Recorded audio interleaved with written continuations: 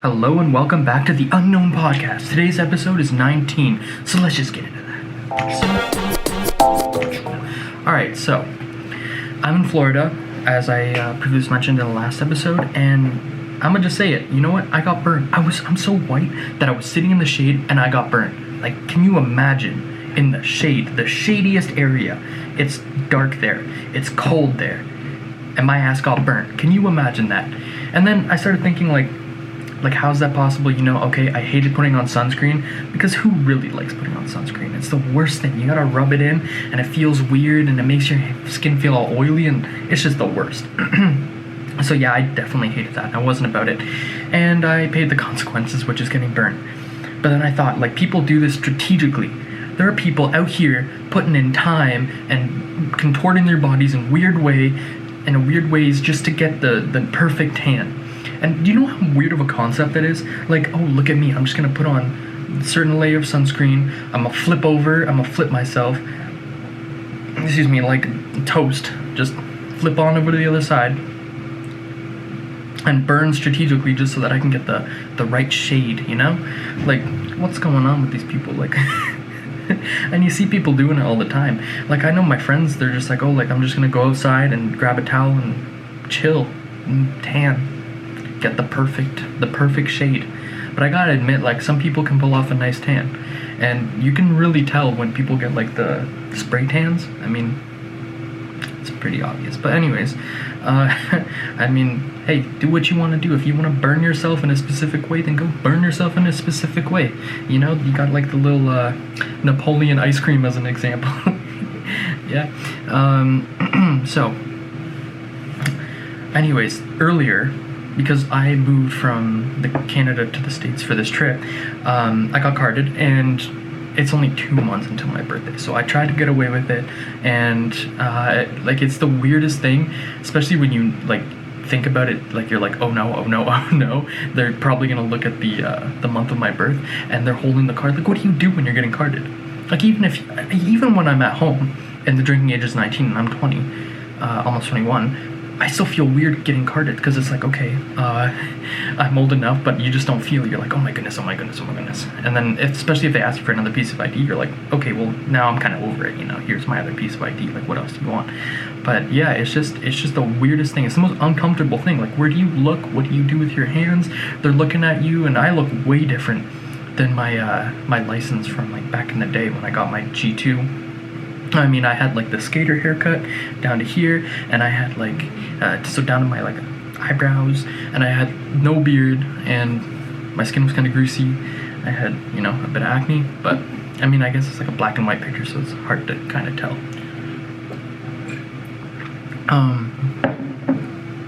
And anyways, another thing I noticed is earlier when we were at like the horse show or whatever, this woman opens her truck, and like 30 dogs come piling out of that thing. You had like 3 Jack Russells, a bunch of puppies. You had like this big black dog, fuzzy, so fuzzy and cute. You had like, I don't know, a beagle or something. I don't know. There was just so many dogs, and they're piling out. It's like a little zoo in there. I'm thinking like, actually they called it like the clown car. And I'm thinking like, how do you fit all of those animals into one small space? Because it's a truck, and it's only got like a back. So you're piling dogs on dogs. Like, what's going on here? You're just stacking them up like a little Tetris game.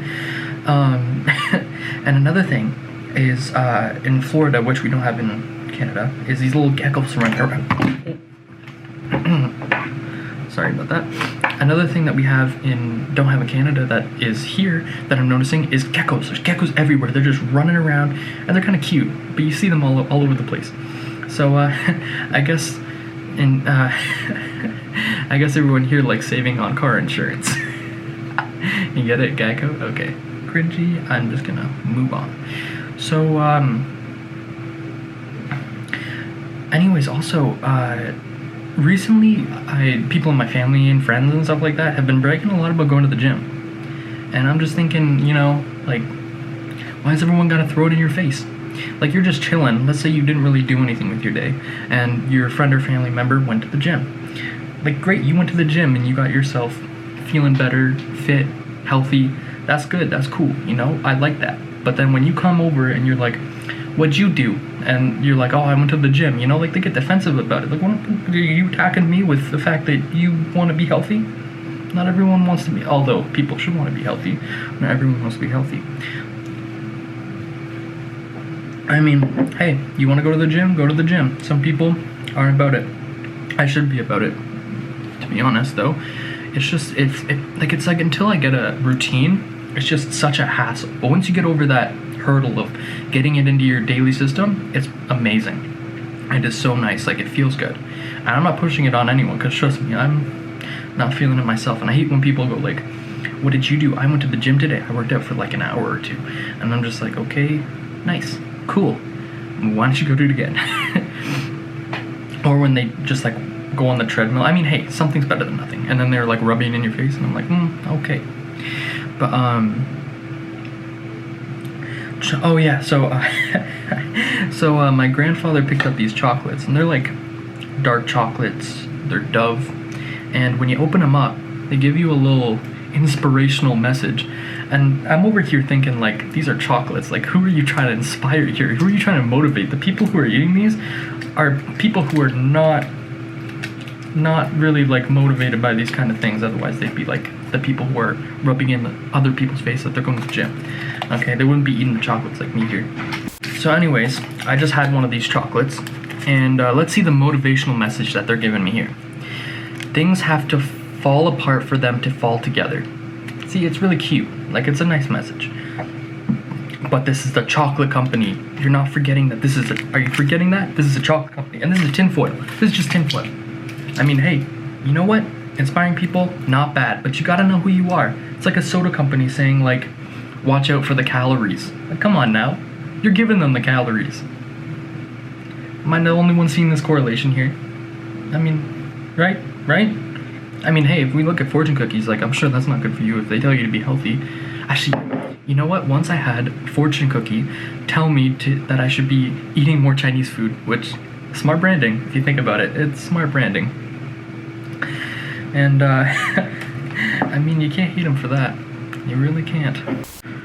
Alright, well, I think we've reached our conclusion. Thank you so much for listening to this episode, and if you'd like to follow it further on, The Unknown Podcast has an Instagram page. That's right, where I share little clippets from the episodes, maybe the part that stands out the most, or are the most funny, important. Anyways, you can follow that at the_unknown_pod, and that's where I'll be posting all of the little stuff from the podcast. I hope you enjoyed this episode, and I will see you in the next one. Peace.